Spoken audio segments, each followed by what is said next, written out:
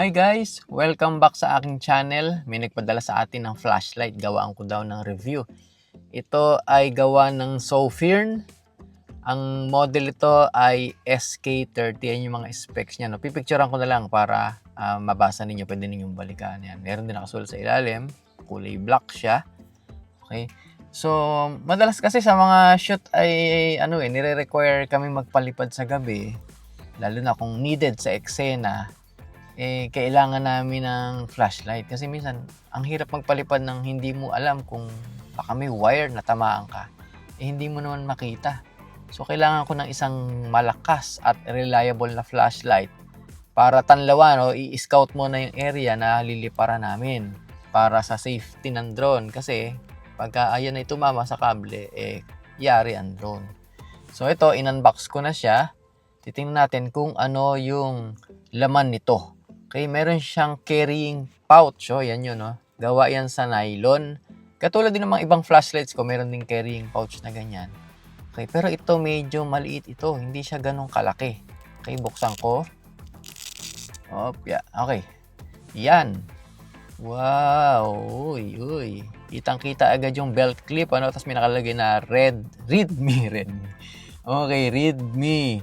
Okay. So, meron siyang tatanggalin na papel doon sa gitna. Dahil may battery na pala ito sa loob. Kasi para ma-prevent yung accidental na pag-andar niya, baka nga naman mapindot habang nasa biyahe, umilaw, sisira yung battery. So, yan, nakalagay. Sofirn SK30. Yun, ito yung kanyang LED. Yan. Oh, wow. Ang ganda. Ito ay gawa sa aluminum alloy. Ito yung kanyang pindutan. Merong rectangular at merong bilog. Yung bilog sa power yan. Yung rectangular na maliit na yan, yan ay para sa mga modes niya. So, marami itong modes. Ipapakita ko sa inyo mamaya. Okay, so ang ganda. Pihitin natin. Tatanggalin natin yung papel. Ay, meron palang ano dito. Ito yung kanyang charging port. Type-C na rin siya. Kaya okay na okay. Pwedeng gamitin yung mga cellphone chargers dito. Okay, so ito ay IPX8 ang kanyang water resistance. So hindi naman siya good for diving, baka pasukin. Pero pwede mo siyang malubog. Kaya lang mababaw lang. At least hindi siya basta-basta mapapasok ng tubig. Okay, so buksan na natin. Yan, madali na pala. Very firm ang pagpihit sa kanya. Ayun yung papel. So tatanggalin natin to. Nakasalagay naman dyan, remove. Remove before flight. Hindi, remove bago paandarin. So, ibalik na natin. Ay, teka, tingnan muna natin kung ano itong battery. Itong battery ay Sofirn din. Okay, Sofirn. Maganda pala to 5,000 mAh, 21,700 ang kanyang size. So, maganda. Siguro may option din ito na pwede kang makabili ng walang battery. Pero itong ipinadala sa atin, kompleto na. May battery. Good for review na kasi. Okay, so ibalik ko na. And then, screw back na natin. Yan, very firm ang kanyang pagpihit. Madulas na madulas bago pa kasi Alisin muna natin itong papel. Teka, para malinis yung ating flashlight. Wala nang nakalagay na papel. Okay, pihit na uli. Ayan pinag-isipan ng design. May mga gilit-gilit na ganyan. May haba-haba. Ayan yung kanyang belt clip para pwede mong ilagay sa belt. Ay, umilaw agad. Teka, pasahin muna natin.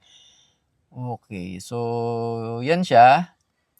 Teka, baka masira yung camera. Napakaliwanag. Kita nyo naman yung lamesa, tanghaling tapat ngayon, yung sikat ng araw, kaya niyang talunin. Di ba? Umiinit-init agad Ang init agad ng itong ibabaw.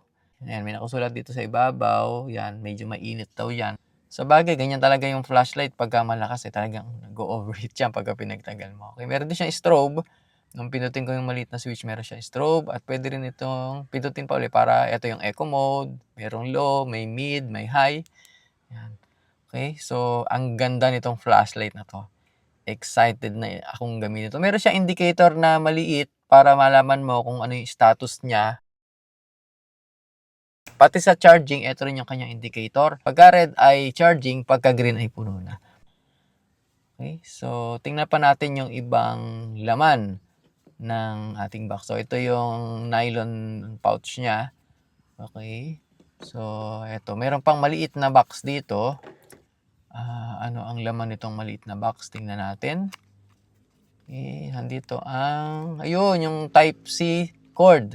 Okay. So, yan yung gagamiting pang-charge. Kung meron kayong Type-C outlet sa inyo, pwede nyo saksak doon sa charger, and then yung kabilang dulo isasaksak sa flashlight. At ito yung kanyang manual. Ito, ayan, nakalagay, Sofirn Users Manual SK30. So, gagawin ko rito, pipicturean ko na lang ito, medyo makapal eh. Marami, mahirap basahin ito lahat. Iba-iba yung language. So, picturean ko lang yung English and then ipopost ko ngayon. Para pwede ninyong basahin or pwede ninyong balikan anytime na gusto ninyong basahin. Okay, so much for that. Tiklipin muna natin.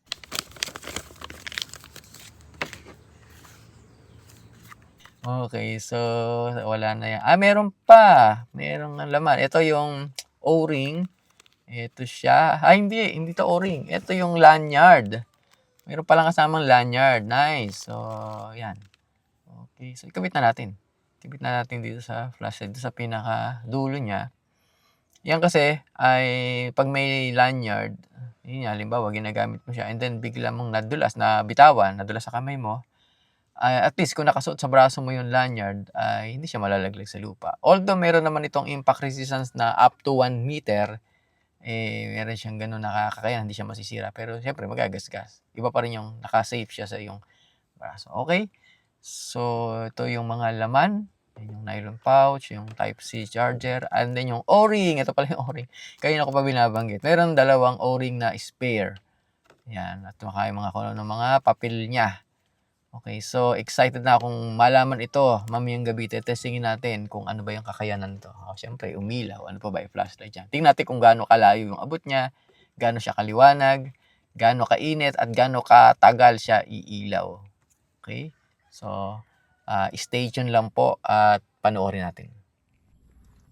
So, ngayon ay nakasetup na ako dito kaso maliwanag pa. Nagsubok akong mag-testing ng flashlight pero wala namang makita kasi nga maliwanag pa. Di bale, pabilisin natin ang oras. In 3, 2, 1. Ngayon ay tutubukan natin itong Sofirn SK30 Tactical Flashlight. So, meron siyang ilang modes. Kung di nagkakamali ay 6 na modes. So, ito yung Eco. Ito ay 30 lumens. Ito ay iilaw ng 42 hours. Ganun katagal. Kaya niyang umilaw ng 42 hours. Kasunod naman ay ang low. Ang low ay meron siyang 150 lumens at kaya niyang umilaw ng up to 20 hours. Ang susunod naman ay medium. Ito yung medium. Ito ay kaya umilaw ng 9 hours at meron siyang 350 lumens. So 350 lumens ang liwanag na to at kaya niyang umandar up to 9 hours. Ang susunod sa medium ay high. Ito na yung high. At ito ay 1,000 lumens. So, okay. So, ang lakas na niya. Abot na hanggang sa tower. Ito ay 1,000 lumens. Kaya niya umandar for only 11 minutes. Kasi mag-overheat na siya. Pag naman umabot na siya sa mainit na temperature, siya ay bababa sa 780 lumens. At yun ay kayang umandar ng up to 2 hours. Okay, so hahaba, may extend siya from 11 minutes na 1,000 lumens, magiging 780 lumens, aandar pa siya ng 2 hours. And then after ng 2 hours, dahil malolobat na siya, magsuswitch naman siya sa 280 lumens at aandar pa uli siya ng mahaba pa. Okay, so nandun sa check nyo na lang kung gaano kahatagal pa. Ang susunod dito is yung turbo. Ito yung pinakamalakas. Yung turbo, ito yung 3,000 lumens. So, yan yung 3,000 lumens. Napakaliwanag yan. Daig pa yung sikat ng araw. Kaya niya umandar up to 70 seconds lang. Dahil siya mag-iinit. Pagka nun siya magsuswitch sa 780 lumens, yun yung 2 hours. And then magsuswitch sa 280 lumens after 2 hours. Pupunta na sa 280 lumens. So, huwag muna nating puwersahin. Switch muna tayo sa strobe. Ang strobe ay 2,800 lumens. Yan yung masakit sa mata. Okay. Yan. Okay, balik tayo sa low. Yan na yung low. Sa tower, ito, dahil kalat yung kanyang liwanag, ay malawak yung kanyang kita. Yun, kitang-kita yung wire. So, pag magpapalipad ka ng drone, kitang-kita mo yung wires. May kahit yung pinakamataas sa single wire, kitang-kita ko siya. pag naka-turbo. Ano yan? Ano yan? Akala ko kung ano. Tingin tayo dito sa...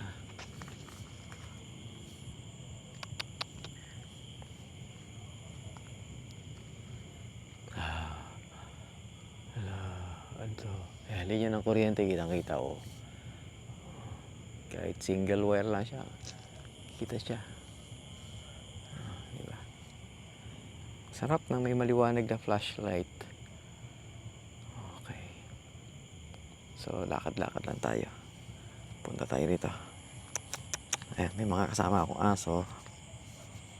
Siyang titingin sa ating lalakaran. Aside sa meron tayong flashlight, kailangan natin ng bantay. Minsan may sawa rito. Tara, uwi. Yan o, kahit yung wire sa malayo, kita nyo.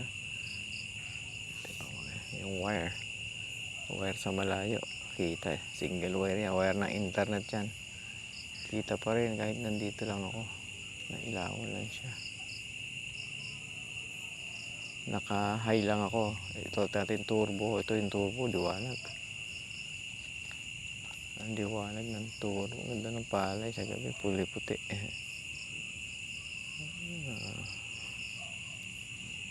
Okay.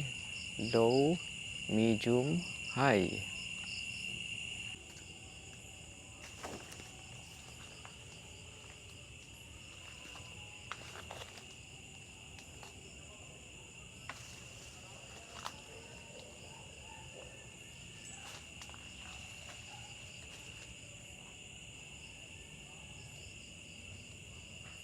Okay. Yan ang kanyang hotspot, yung nasa gitna. At yung maliit na, yung hindi masyado maliwanag, yun yung tinatawag na spill. So habang lumalayo yan, lumalaki. So yung hotspot, yun yung part na maliwanag na nakakakita. Ngayon naman ay testingin natin ang turbo mode. Di ba naka-design nga siya na umilaw lang from 0 to 70 seconds, which is 1 minute and 10 seconds. So titingnan natin dito kung ano mangyayari sa kanya after ng time na yon. Mapupundi ba? Hihina? Mag-overheat? Yan. Sabi dun sa manual at saka dun sa box nakalagay na after niyang ma-reach yung time na yon, which is the 70 seconds, ay mag-switch siya sa 780 lumens. So from 3,000 lumens, mag-switch ito sa 780. Tinitingnan ko kung mainit. So, mainit yung liwanag niya. At baka rin nasusunog na yung lamesa or yung barnis ng lamesa. Wala pa namang umuusok. So, okay pa naman. So, abang-abang lang tayo. Ayan, almost 1 minute na siya. Mayroon na lamang 10 seconds. Parang countdown, ano? So, 5, 6, 7, 8, 9, 10. So, may napansin ba kayo? Parang wala naman akong napansin, nagbago 'Di ba? Parang ganun pa rin. So, sige, ituloy lang natin. Tingnan natin kung mag-switch siya sa 780 lumens. So, 1.5 minute na. Wala rin akong na-notice na pagbabago sa kanya. So, okay lang siguro. Hayaan lang natin. Okay. So, nawala. Yan. Okay. After ng 2 minutes, ihihinto ko na. Okay, so, wala akong napansin Siguro, i-rewind natin yung video at saka natin bibilisan ko, i-rewind, fast forward para makita natin kung may pagbabago. Okay? Sige, ito, rewind na siya from, ito, naka-speed up yung video. May napansin ba kayo? May napansin ako konting humina, no? Sige, ito, fast forward. Yun, meron. Okay, rewind. Liwanag. Ayun, okay. So, meron. So, ganun lang ang difference ng lumens na 3,000 and 780. Halos konting-konti lang. Hindi mo napansin na humina yung ilaw niya after ng 1 minute and 10 seconds. So, yun. Moving forward na tayo. Doon na tayo sa pros and cons. Ang nagustuhan ko dito sa flashlight na ito ay Sobrang liwanag niya, grabe napakaliwanag niya. Tapos ang isang maganda pa rito, meron siyang battery status indicator. Nalalaman mo kung malolobat na ba siya or hindi pa. At saka isa pa, easy charging method, yung kanyang Type-C port, USB-C port ay nahandito na sa labas. Hindi mo kailangang buksan yung flashlight at tanggalin yung battery para i-recharge kasi nakakasira yun doon sa o-ring, saka sa thread. Siyempre, luluwag yun, malaon kung laging tanggal kabit yung battery. At ang isa pa, yung build nito solid, talagang tactical flashlight siya. Maganda yung pagkakagawa sa kanya. At yung presyo niya, mas mura compared do sa mga branded na flashlight. Ang downside lang na nakita ko rito ay yung umiinit siya sa turbo. Sabagay, lahat naman ng flashlight, pagka yung nakaturbo yung katodo, talaga nag-overheat. Ewan ko, kung meron kayong alam na flashlight na 3,000 lumens na ganito kaliit na hindi nag-iinit, pakilagay nyo sa comment section kung meron man. Okay, so yun lang ang napansin ko.